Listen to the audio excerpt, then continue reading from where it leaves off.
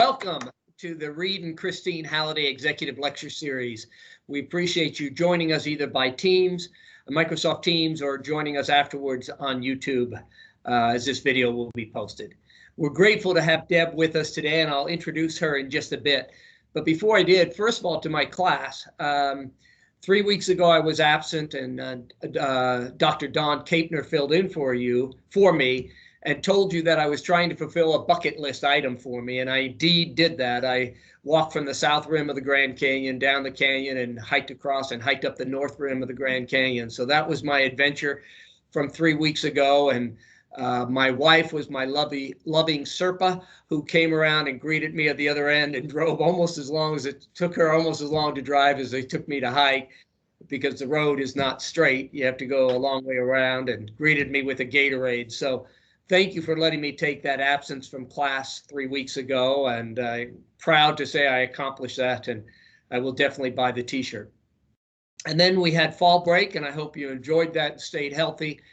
Last year we were joined by Tara Westover on a presidential lecture series. President Taminas had invited Tara Westover to come, who also joined us remotely. Arguably, this one could be called the presidential lecture series, because Deb Henretta, did I say that right, Deb? Yeah. Deb Henretta joins us largely because of her relationship with our good president, who she met in Singapore and before, and has maintained some degree of contact with her. And I'm grateful for President Taminas for reaching out to Deb some time ago to invite her to speak. At the time we invited her, we thought she might be in person. And of course, when March, whatever happened, I pegged it to St. Patrick's Day, as I'm a good Scotsman and I don't like those Irish guys anyway. Somewhere around St. Patrick's Day, our world changed pretty dramatically. And so we're grateful for technology that allows Deb to join us today.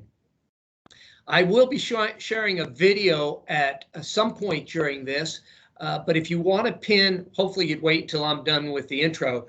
If you want to pin your screen on Deb once she starts talking, she'll give you a signal when maybe you want to unpin her and pin over to me, and we'll show you a video at some point as we go through this. But to introduce Deb, I told her if I read the full Wikipedia introduction as well as the bio her admin sent to us, we would be talking about Deb for almost the whole time of this lecture. She's an extremely accomplished woman, and in my brief introduction with her before, also an extremely friendly woman that we're honored to have kind of on UVU campus today. Deb is just left, and I'll let you give us an update, but has recently joined a role with a private equity firm, but previously she had spent 30 years with Procter & Gamble, successfully growing and leading several multi-million and even billion-dollar businesses. She was the president and senior executive officer of the $20 billion beauty business after she returned from Singapore, which is where she knew President Taminas. She's been the president and senior executive officer of Procter & Gamble's e-business, which touched. Could you hit your mute button if you're a student? Thank you. She was the chief executive officer of their e-business, which touched nearly half of P&G's $86 billion global business. She was the chair of the Singapore Economic Development Board. Deb has been listed by Women Inc. as one of the 50 most powerful female board directors in the past 2 years. She had an appointment with the U.S. State Department to the Business Council of Asia Pacific Economic Cooperative. She's the first woman to serve as the chair of the 23-country Business Council and advise top government officials, including President Barack Obama and Secretary of State Hillary Clinton. She gives her time and talents to several boards and institutions. I won't go through them all. I'm sure they all have a special part in Deb's life. She's a thought leader on leadership, digital transformation, and I think it was 2 or 3 weeks ago, Deb, you and I visited to make sure we could talk through some of the things. I am a student in learning, as all of us are, and thrilled to have Deb be speaking with us. She's a passionate advocate for diversity, the advancement of women, and health and education of children. Under Deb's leadership of Procter & Gamble's Live and Learn and Thrive program, which we'll be seeing a little bit more of, Asia delivered 325 million liters of clean drinking water to Asia's disaster-struck areas. She is a BA in mass communication from St. Bonaventure University and an MA in advertising from Syracuse. She also, according to Wikipedia, got an honorary PhD from your alma mater. She's married to her husband, Sean, and his mom. Sean is spelt the only true Irish way, forgive me, Sean, and his mom to 3 Irish children, Caitlin, Connor, and Shannon. And despite my earlier recommendation that McDonald's and Irish don't get along, we're going to get along just fabulously for the next 50 minutes, Deb. I turn it over to you, please. Thank you so much. That is like much broader of an intro than I need, because in the end, I'm just Deb.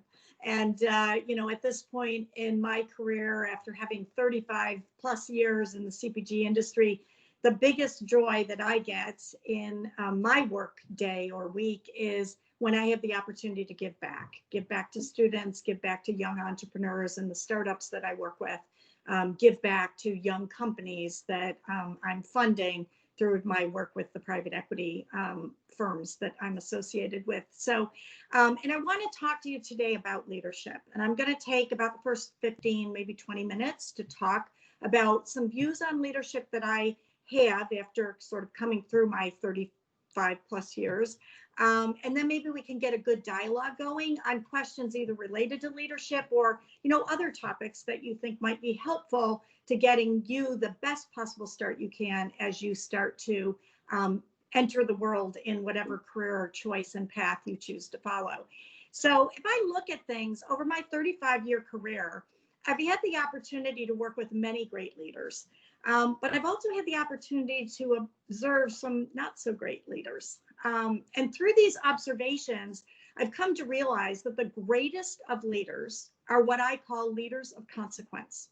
Leaders who make a significant and positive impact on their world, a task that is becoming increasingly more difficult with the constant pace of change that we're seeing in the world today. A world where change is just accelerating, right? We're becoming a younger society as we become older. We're becoming urbanized as we are globalizing. We are experiencing life through lightning speed with improvements in technology. We're communicating 24/7, digitally, mobilely, socially, as technology is applied to the way we live and work. We're dealing with hundreds of years of industrialization as the population continues to grow. We're innovating at a pace never before seen in history. And now we have these new realities and challenges of living in a pandemic world with all the complications and risks of all things COVID-19. So managing this change is incredibly challenging, and it comes at a huge cost. There's pressures on the environment. We've got pressures on growing energy demands. There's growing pressures on profits for companies, growing concerns about health and well-being. And so demands on leaders in every field are greater and more challenging than they've ever been. And this shifting world really calls for a new type of leader, people who can effectively lead in uncertain and fast-changing times. It calls for leaders of consequence. Now, for me, leaders of consequence possess 3 critical skills: competence, character, and courage. And I'm going to consider each of these qualities in a bit more detail, and then hopefully we'll be able to have a dialogue on this or other things that are of importance to you. So let's start with competence, okay? Leaders must be competent. Now, competence, I'm sure to you, sounds pretty basic. There's lots of smart, competent people out there, and many who have exceptionally good leadership skills. But the leadership skills of the past will no longer be sufficient for the kind of leadership that's needed in the future. Leaders of consequence know that they have to enhance their competency to keep pace with the fast-changing and uncertain times. It is no longer possible to apply yesterday's solutions to today's problems. It's no longer possible to innovate in the sleepy annual pace of the past. Instead, leaders are going to have a broad vision. They're going to need to be agile. They're going to need to be comfortable with being uncomfortable. They're going to have to operate with purpose and speed and a focus on building for the future. So what does this mean? Well, they're going to have great vision. They're going to have to imagine what's possible, inspire people of very different, diverse thinking and skill sets to make their vision a reality. They're going to have to be comfortable with being uncomfortable. What does that mean? Leaders today have to see around corners. They have to anticipate changes. They have to consider how technology is going to be used to do what they do best, better, faster, and cheaper in order to keep pace. They're going to be able, or they've got to be able to lead through complexity and uncertainty. And a key to this is going to be being able to think about things to make the complex simple. Let's think about that for a minute. We live in an incredibly complex world, and leaders have to find ways to make that complexity simple so that they can build their businesses, build their organizations, build their people. They've got to operate with purpose and speed. So be fast. They've got to think fast and move fast. They're going to need to learn to innovate faster than ever before and maintain a consistency in that pace of innovation if they want to stay in the lead. And a piece of this is going to be being a forever learner.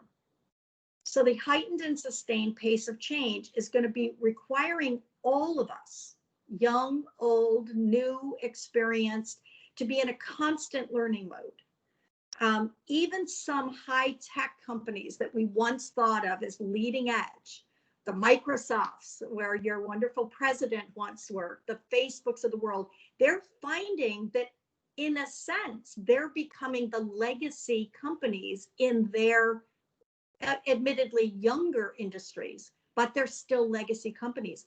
And they're now, kind of as they move forward, they've got people nipping at their heels with new technologies. And if they're smart, they're looking at those technologies and they're either acquiring them or they're building those capabilities into those companies, but they have to now stay on that pace of innovation to keep out in front, to stay fresh and relevant. Look at Facebook. Facebook went out, they were having trouble with keeping their younger users. They went out, they bought Instagram. Very smart move. But they're going to have to continually do that, as will the Microsofts, and even the Amazons of the world are going to have to stay on track. So today we're seeing this pace of change has never been faster. But as we look to tomorrow, we're probably going to say that the pace of change has never been slower, because technology has just got us on this treadmill of a pace. So when you look at the younger generation who are seen today as digital natives, people like yourself, they're entrepreneurial agents of change, fast innovators, they're going to quickly find themselves needing to stay on top of the new innovation and the new ideas that are coming. So you're going to be in this perpetual learning mode, which is why the university experience that you're getting, the critical thinking experiences you're getting, the exposure to new ideas is so important and critical to the leadership view and the competencies of leadership going forward. And more than ever, competencies are going to be focused on building for the future. You're going to need to build connections, you're going to need to build bridges, and you're going to need to build capabilities. So what do we mean by building connections? Connections with your consumers, your customers, your clients, your organizations, to stay in touch with fast changing attitudes and preferences. You're going to have to find ways to create deep engagement with consumers, especially younger consumers, if you want them to connect with your organization and businesses. You're going to need to build bridges among diverse groups. Diversity has never been so important and never been the topic of conversation that it is today. So as a leader, the ability to cross borders and boundaries to build and maintain productive relationships is going to be really important.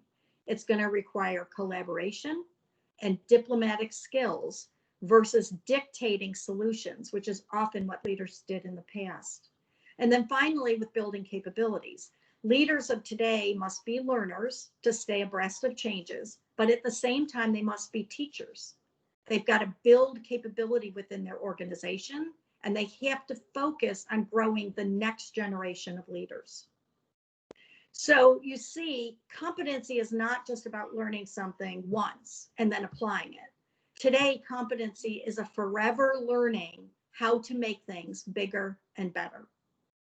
And yet being competent, while necessary, is no longer sufficient to lead for the future.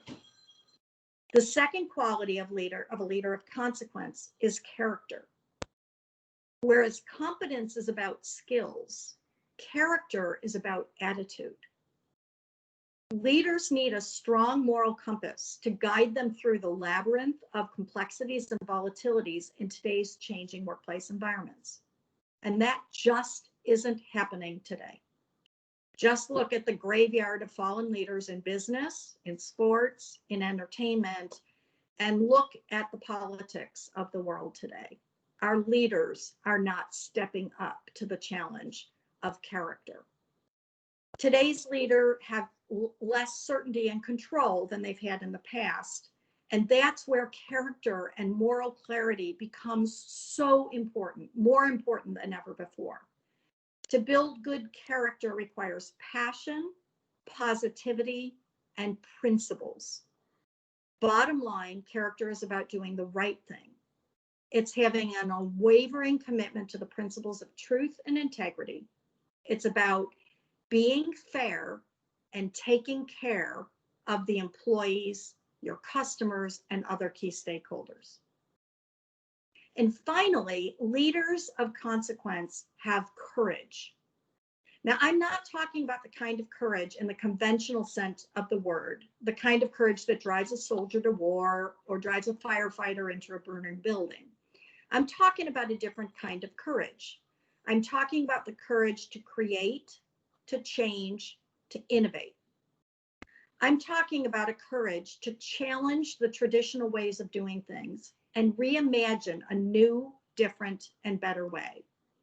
I'm talking about courage as strength in the face of diversity or uncertainty. As I look at my own career, it's been one big lesson in courage, starting small and increasing over time. And it will take increasingly more courage to lead in today's fast-changing and uncertain world. The stakes are higher, the risks are greater. And as I've grown through my own career, I've sort of seen that courage takes on three forms. There's courage to consider, courage to confront, and courage to change. And the gift that I hope to give to you today is this courage in those three components, because you will find that as you set out and embark on your career, you will need courage in these three areas to become great, to become a great leader. So let's consider courage to consider. It takes courage to consider new opportunities, to open new doors. There are so many possibilities out there if you can accept that you don't have all the answers and you're willing to collaborate with others to find new solutions. For me, it took a boatload of courage to move to Asia and run a large, complex region of the world in very much a man's world. At the time, Asia wasn't the growth engine it is today, and P&G had a very small and fragmented business there. And I'll tell you, I was pretty comfortable in my job at the time. I had just turned around P&G's $8 billion baby care business, where I put on $2 billion in 2 years' time, and I was a hero in my job capacity at Procter & Gamble.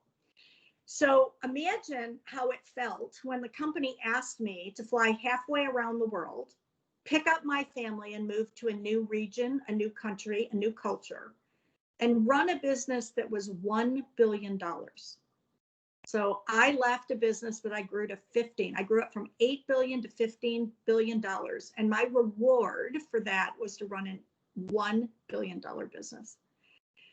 This certainly was not the big promotion I thought I had earned, so much so that I almost turned down the assignment. This move required courage on my part to leave the comfort of my home country, to leave my parents and my friends, to pick up and move my family halfway around the world, not to mention the trust I had to have in Procter & Gamble and my bosses that this was going to be a good move for my career, because it sure as heck felt like a demotion. And it required learning about the diverse, dynamic, and rapidly developing region of the world you can't get by sitting in the US. So I decided that I would give it a try. Okay. And in doing so, it took courage, but I was able to realize a whole new door opened for me in learning about this region called Asia, where the vast diversity of Asia requires or creates several paradoxes which coexist, because Asia houses some of the world's richest, while also some of the world's poorest people. There are people who make upwards of $50,000 onto billions, but they live alongside people that make less than $1 a day. You find ancient civilizations giving way to modern cities. You find deeply religious living alongside century agnostics. And change is happening so fast that whole generations of products are skipped. So they leapfrog to the new norm, to the new state of the art. So take India, where most of their billion consumers' first phone won't be a landline phone. It's going to be a mobile phone, and it's going to be sponsored by the government. Or China, where more than 500 million people plus use the internet, more than twice the number of Americans that use the internet. So you look at that and you say, there is rapid industrialization happening, but that's also resulting in real climate change that are adversely affecting Asia, increasing the risk of natural disasters, made tougher by a lack of infrastructure. Add a bit of political and social unrest, growing gaps between the haves and have-nots, a bit of terrorism every now and again, and you have the potential for crisis. But this opportunity that was scary and took some courage for me opened new doors that gave me the opportunity to contribute way beyond P&G. So I was invited to serve on Singapore's Economic Development Board. Think of this as a board of directors for the country of Singapore. And I was able to work directly with the Singapore Prime Minister, both the previous Prime Minister and Lee Kuan Yew, but also with Prime Minister Lee, the current Prime Minister of the country, in the development of a 10-year growth plan for their country. I also received the State Department appointment that was referenced earlier, where I was put on the Business Council of APEC. And I had the opportunity to work with 23 countries and regularly working with the heads of state of those 23 countries, and got the appointment to be the first female chair of that 21 country advisory council. You know, it gave me extraordinary opportunities that I would never have had if I hadn't had the courage to take that role in Asia. The second type of courage is the courage to confront. And that is the courage to face brutal facts and really face them head on. Some people call this putting the moose on the table. I call it seeing the elephant in the room. However you look at it, there are going to be times when you're going to need to embrace that elephant that nobody is talking about. And there's lots of examples where you'll be able to do this in business and in, not-for-profit organizations. And it's putting the ugly realities of a business or an organizational situation on the table, getting folks to think about it and working towards solutions. And there can be a lot of organizational issues where folks need to confront the brutal facts as well. One good example is firing a top performer, but somebody who runs into a company policy violation. These are tough things to do. I had an employee with an outstanding track record of performance. He was loved by his organization, but he repeatedly violated our company's policies. And the easiest thing to do and the best thing for the business would have been for me to just leave him in place and ignore the elephant that was in the room.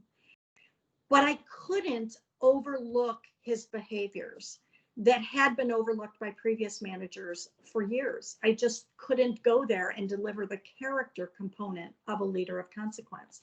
So I was forced to separate the employee from the business. And it was one of the toughest organizational decisions I ever had to make, but it was the right decision to make. And it was the right decision for the longer term of the business and the right decision for the short and long term of the organization, because he simply wasn't role modeling the types of behaviors and adhering to the policies that we felt important. So it had a bigger and broader positive impact on the organization. So consider that role modeling the right behaviors is going to be an important component of the courage to confront. And then the final courage is the courage to change.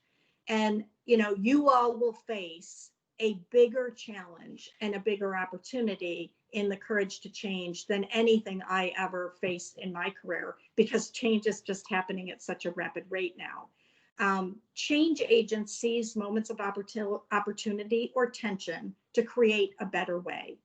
They seek to create new ideas, new technologies, and hopefully in doing so, they contribute to creating a better world. We've watched companies like Microsoft, like Apple, like Google, like Amazon create and shape a new world that we're living in today. And lots of those have positives, but they do have some components of having a negative impact, which will require leaders like you to come in and offset and soften and change for the better.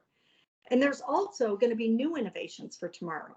And, there's going to be new leaders like yourselves who are going to be challenged with coming up with solutions to solve some of the very complex political, environmental, social issues that we currently face.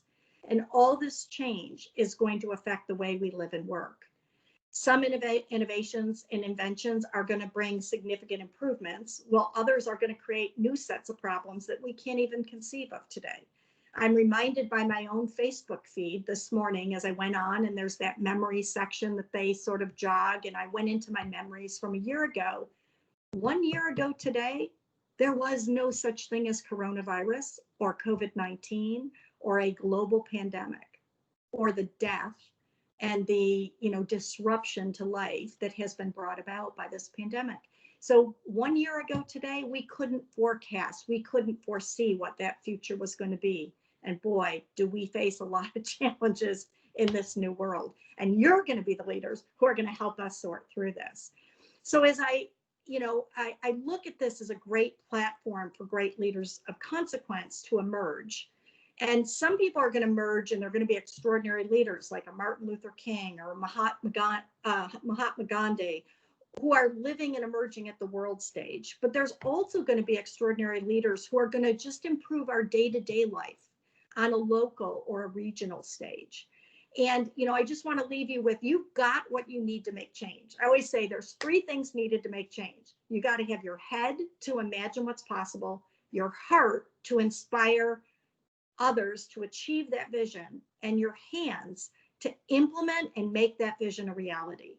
So as you work to lead change, push for change that is going to be meaningful and create an important difference for your organization, for your business, for the communities in which you live and work. I've tried to do this in each and every business that I've led. And one of the things that I think where my organization, and I cannot take credit for the work that my organization did, but my organization in Asia developed this wonderful program. And it was called, a Live, Learn, and Thrive program.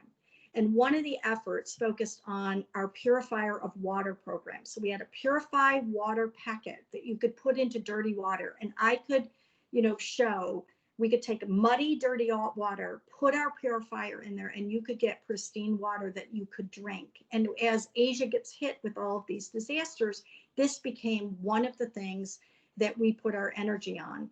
And we developed this program designed to eliminate the death of 1.6 million children who are dying each year from unclean water.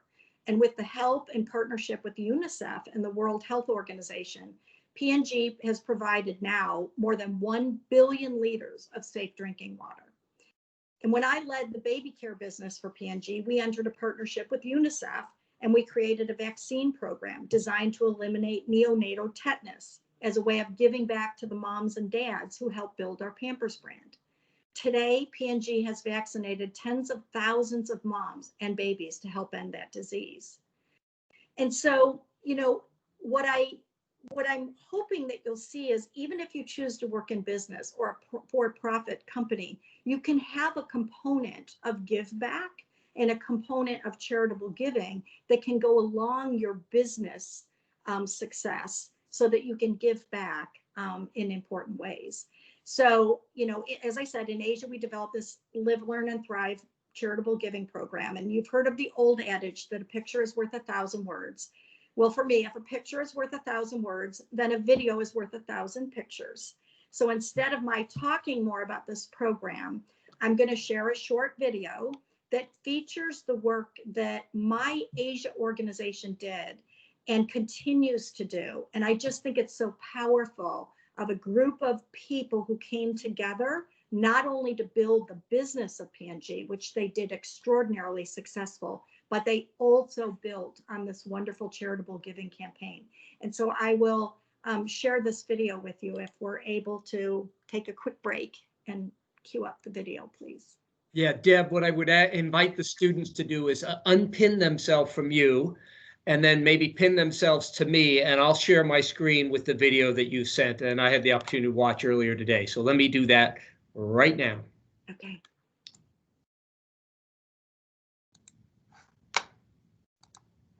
Is it coming over?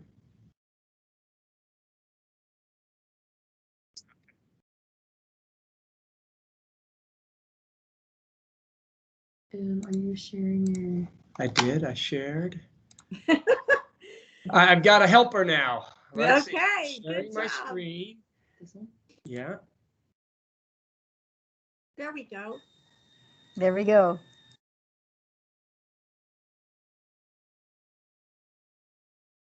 We need sound. Oh, Need sound? Yeah, there should be sound with it. You have to unshare it, and there's a checkbox. Okay. Thank When you. you share Sorry. it. Thank you. so unshare and then Unshare. And then where's the sound box? I'm sorry. So when you click share again, Yes. there should be a checkbox at the top of the. Ah, there we go. Technology is wonderful when I know how to work it. Sorry.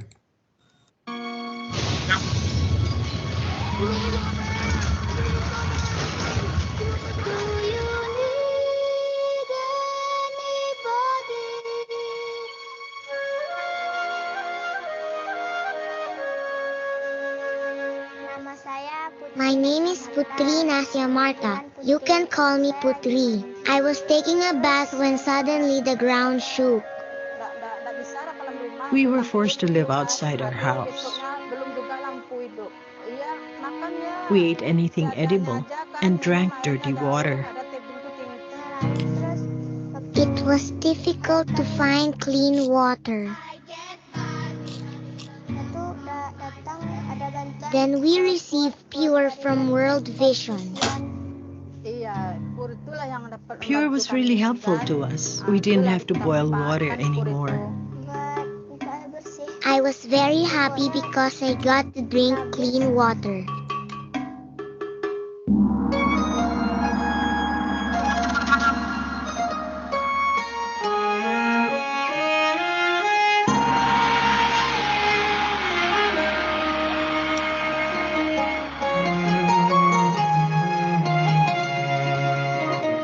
P&G has been building and funding the P&G Hope School all over China. When the school was built, it was the best news, not just for me, but for the entire village. If we don't go to school, we most probably become farmers, only seeing the fields. Education is the only way out of the village, and I am proof of it. I am now a sales manager. I need somebody to love. I get mad when I get a love from my friend.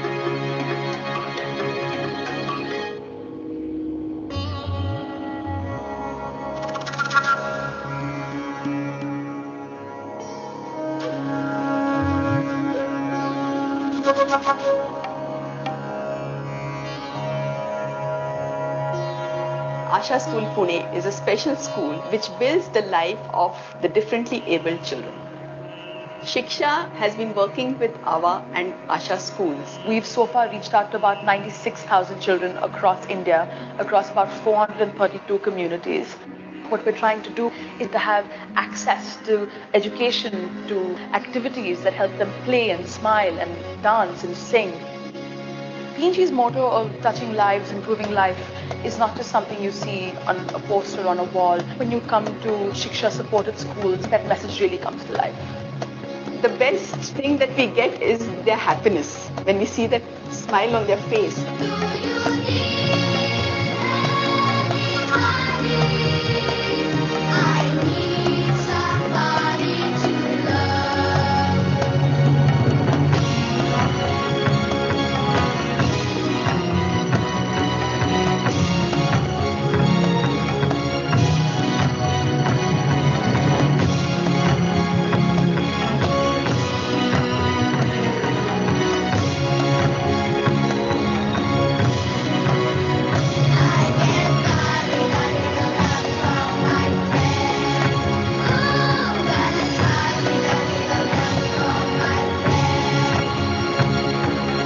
Ooh, gotta try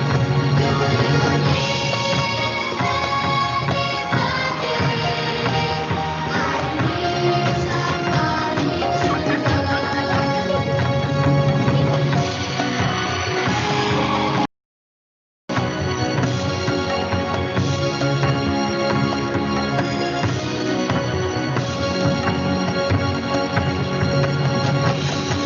I get by with a little help from my friends.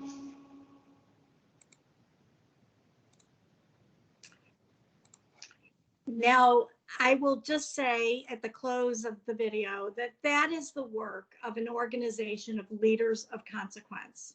Building the business, building the organization, building communities, and building a generation of leaders. Leaders of consequence with competence to do great things, character to do right things, and courage to do great, right things. It is the courage to do great, right things, which so clearly separates the good from the bad and defines the greatest of all leaders. And I'll conclude leaving with one thought. The world needs you and your leadership. The world needs your ideas, your energies, your passions to solve the very concerning and complex problems the world faces in whatever walk of life, whatever industry you choose to work in. So whether your impact is to be big or small, global or local, affecting millions or affecting one, be a leader of consequence with competence to make great things happen, with character to make right things happen, and courage to make great, right things happen. And I'm happy to take thoughts or comments or questions that might be of interest to you.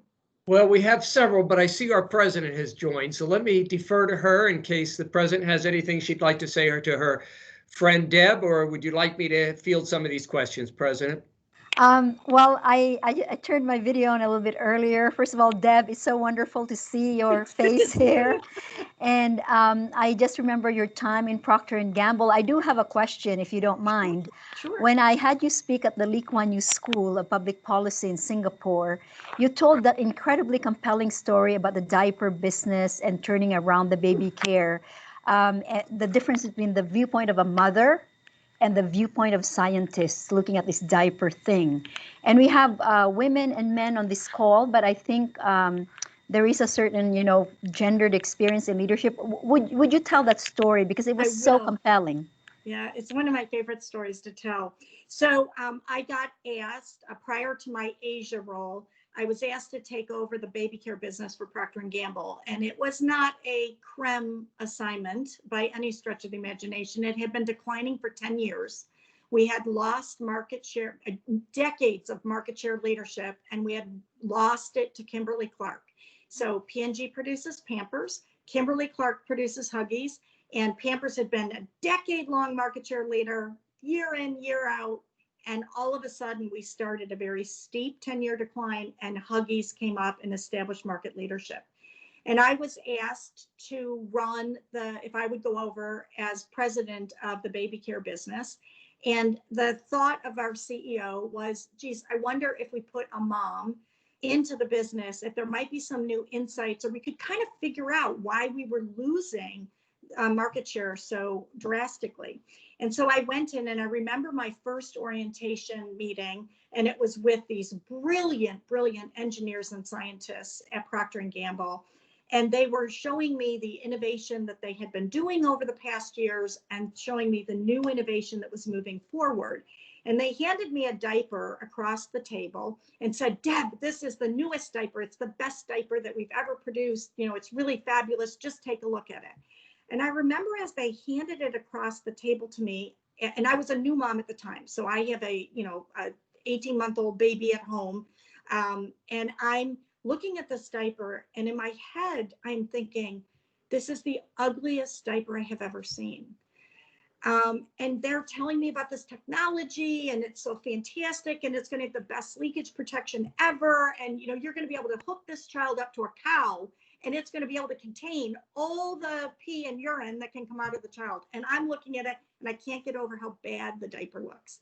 And in my head, I'm feeling this diaper, and it's plasticky, and it's loud and crinkly, and it's got these taped fasteners. And when I go to pull the taped fastener up to open the diaper, I'm getting a paper cut because the edges are so sharp.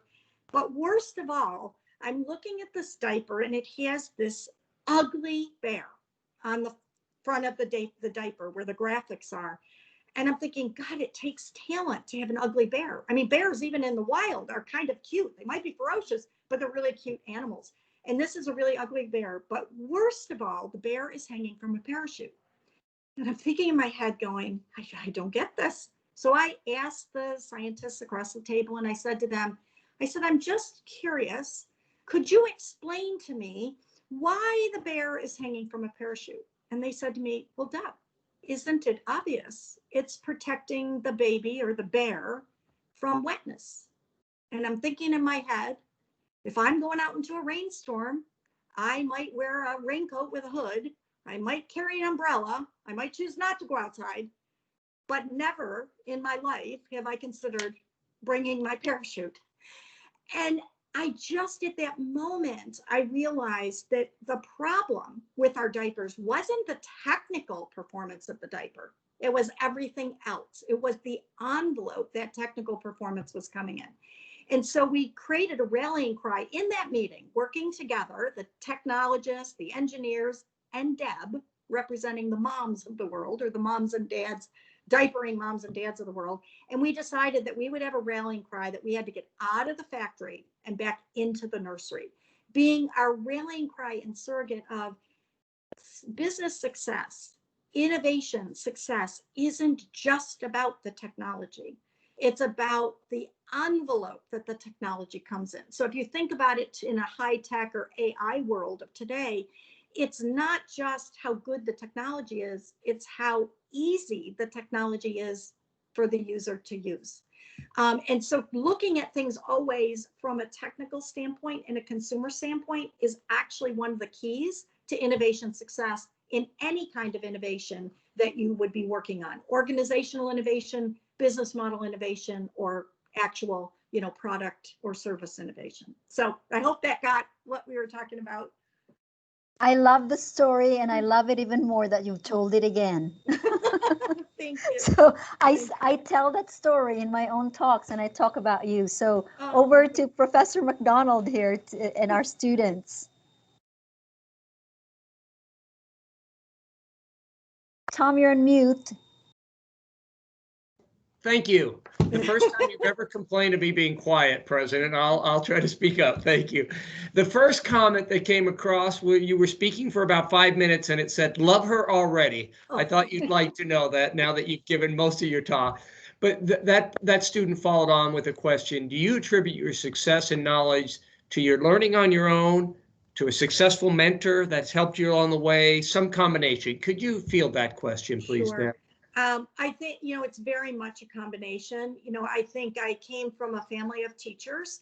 So I grew up in a household where learning was a great priority. And I think my parents were wonderful to instill that love of learning. in me early on, and it's become an even more important sort of characteristic or skill that I have, is this perpetual love of learning, as you know, the pace of things has just accelerated. But I do very much credit a number of different mentors over my career. And the one bit of advice that I will give you on mentors that might be a little different from what others might share with you is, I believe in having a portfolio of mentors, not just one. I don't think there's one perfect mentor for anybody, because you're a unique and different leader. You know, you have a unique set of skills and challenges and experiences, and there's going to be no perfect mentor for you.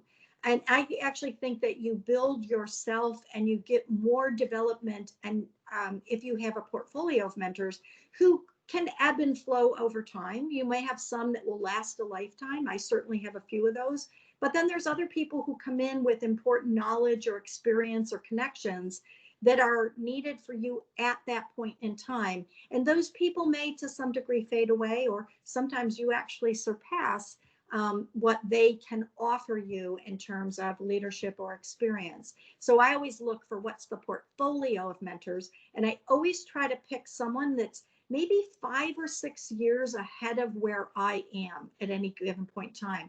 So as a couple examples, as I was thinking about having a family, you know, I started to seek out some mentors who already had children, and I was talking with them and gleaning from them the experiences of how best to manage a career and family. And now, you know, as my parents and my husband's parents are aging, you know, I've got some of those mentors that are, you know, 5 years down the path of dealing with aging parents.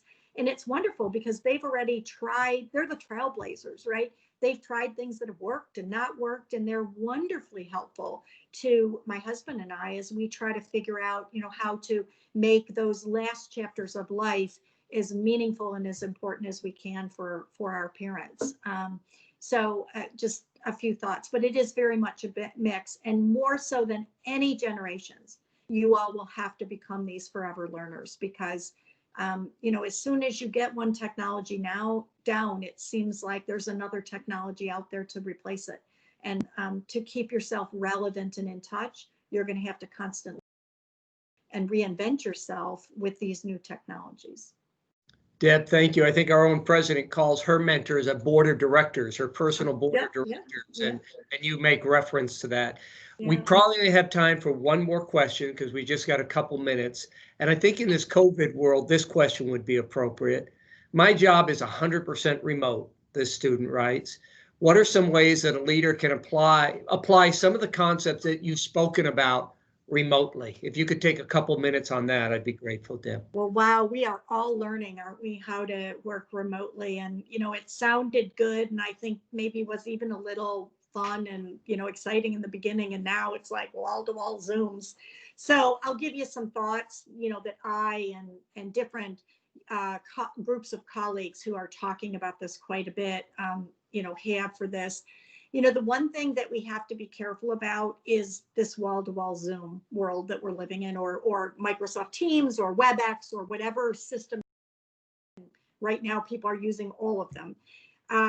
You know, it's going to be really important to make sure that you have time to think, because innovation and business success and brilliance comes from learning and doing and thinking. And we need to have time to think. And along with time to think, you have to have some downtime, not just for you, but for your organizations or the teams that you're working with. So reserving some time to think, reserving downtime so that you can refresh, you can renew, you can re-energize. Those are two really important things. And then the third kind of time that I think you need to take is having some fun downtime. I find that more than even the old world, we're just work, right? And work is slipping into your personal time, it's slipping into family time, and we're not allowing for fun. And, you know, if you think about it, you get on the call and immediately you start with the agenda, and everybody's like being super efficient. And we're losing that connection with people of like, who are you? How are things going? You know, everybody, I think, feels like you got to get to the formal part of things, and you're skipping over the how are you? How's your family? How are things going? And that's going to be important to put in place. And it's a little more awkward in a virtual world, but you have to do that. So the time for thinking, time for self and family, and then time to get to know the people you're working with and to have some shared fun experiences, not just the efficient work. That time, 3 elements of time component, I think is critically important. And then the other thing is you've got to spend time building culture. So the conversation, I just joined, and for those of you who aren't aware, most public companies and most private for that matter have a board of directors. And board of directors tend to either have a chairman of the board or a lead director. And we just pulled together 30 lead directors from Fortune 200 companies. And we had a forum and everybody was talking. And we were talking about what is the hardest thing about the work from remote. And universally, the toughest thing is how do you build and maintain a culture in a remote environment? So we seem to be getting the work done. We seem to getting the productivity up, the efficiency up. But what we're not able to do, and people don't have brilliant ideas on, is how do you build that culture, which is ultimately the shared experience and the shared values that bring a company together, and really kind of poke at that leader of consequence character component, which is so inextricably linked with culture.